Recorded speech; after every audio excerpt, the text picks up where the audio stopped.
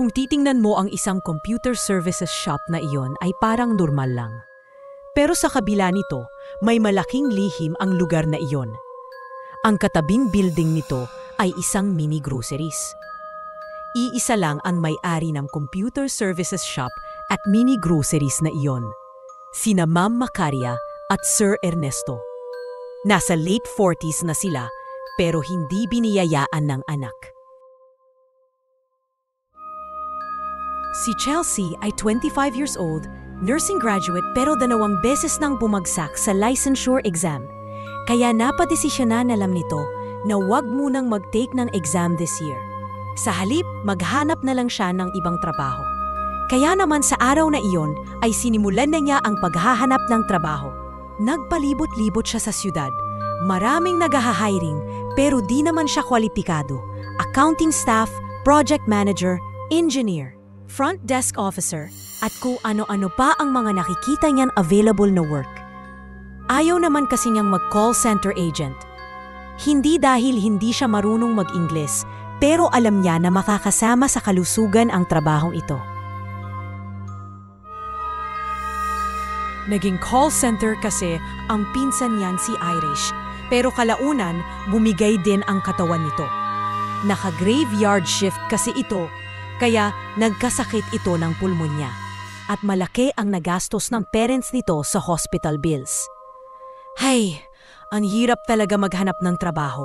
Sana naman next year ay papasa na ako sa licensure exam, sabi nito sa isip. Nagpatuloy pa rin siya sa paghahanap ng trabaho ng araw na iyon hanggang sa may nakita siyang nakapaskil sa poste na dinaanan niya. Binasa niya ang impormasyon nito. Maghahanap ng data encoder.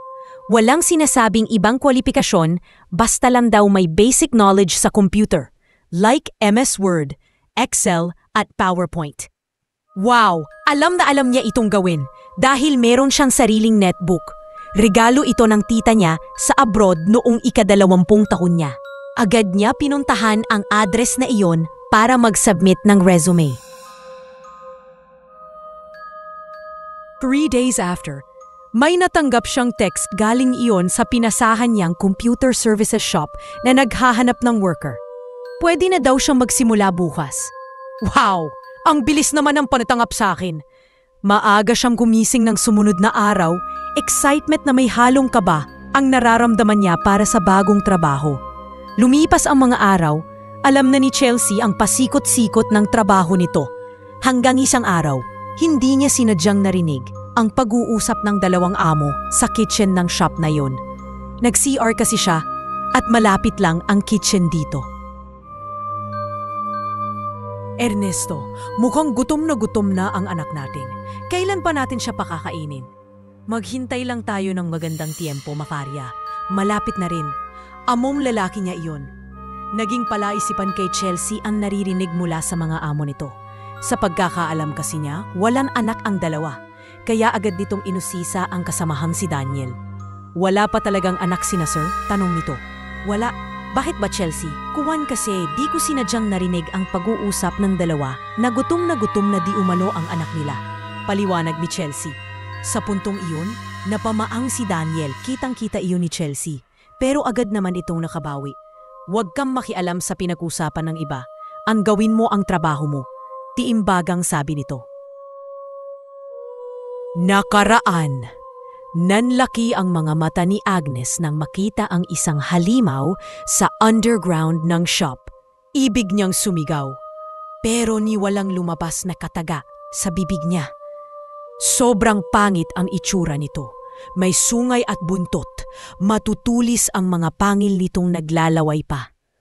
Matutulis din ang mga kuko nito na handang dumakmal anumang oras. Ibig himatayin ni Agnes ng mga oras na yun.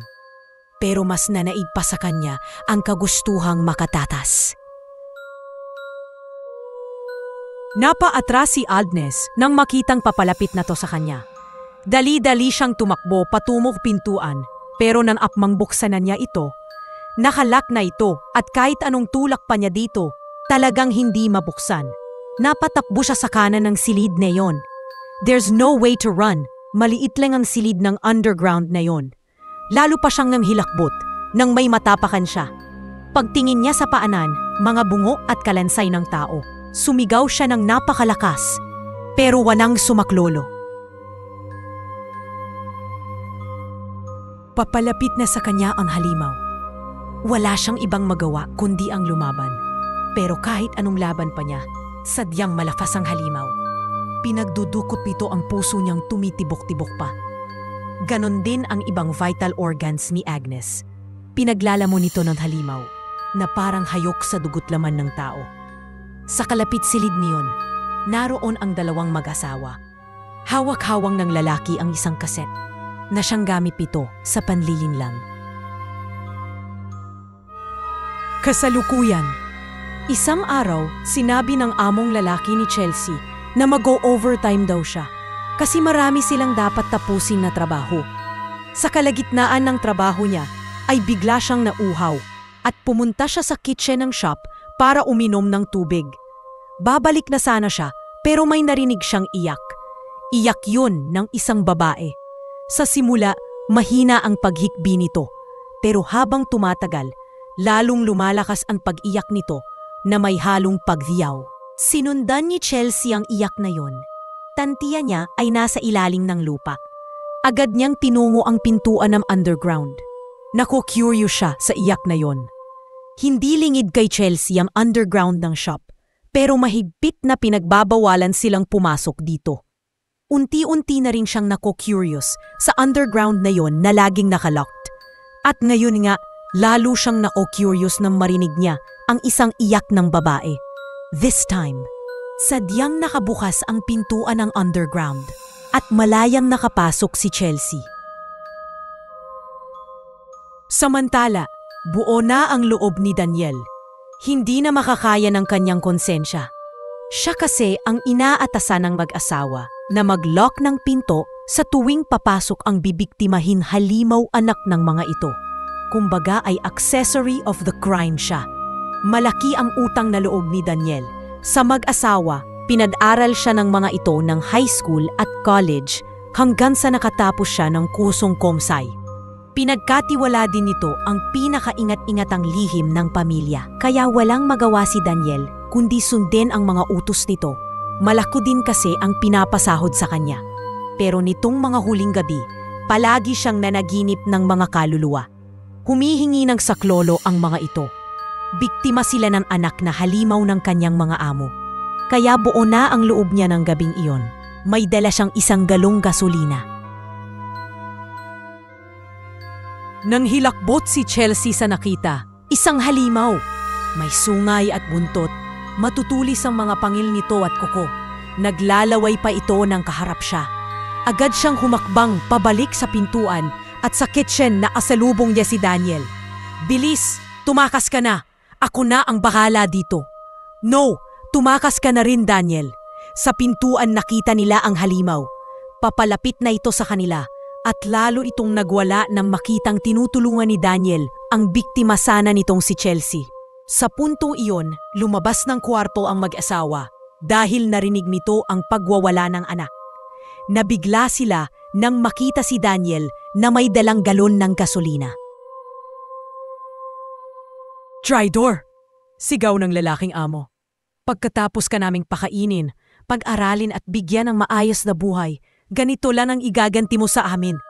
Ang babaeng amo. Di ko na makaya ang pinagagawa ng anak niyo, ma'am. Masyado na siyang maraming pinatay. Sa oras na yun, galit na galit ang mag-asawa kay Daniel. Biglang nag-transform ang dalawa. Naging halimaw. Ang papangit ng mga ito. Ngayon 3 na silang halimaw. Papalapit na ang mga ito sa kanila ni Chelsea. Walang sinayang na sandali si Daniel. Agad nitong binuhos ang 1 galong gasolina sa sahig at tinapunan ng lighter. Ilang saglit pa ay kumalat na ang apoy. Napahiyaw ang mga halimaw. Mabilis na nakalabas sina Chelsea at Daniel sa shop na yon. Pinanood nila ang nasusunog na building.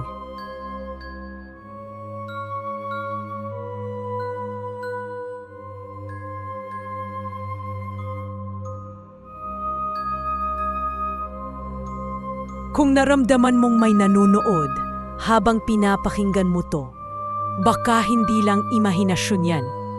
Comment below, mga kabituin. i-share ang inyong kwento.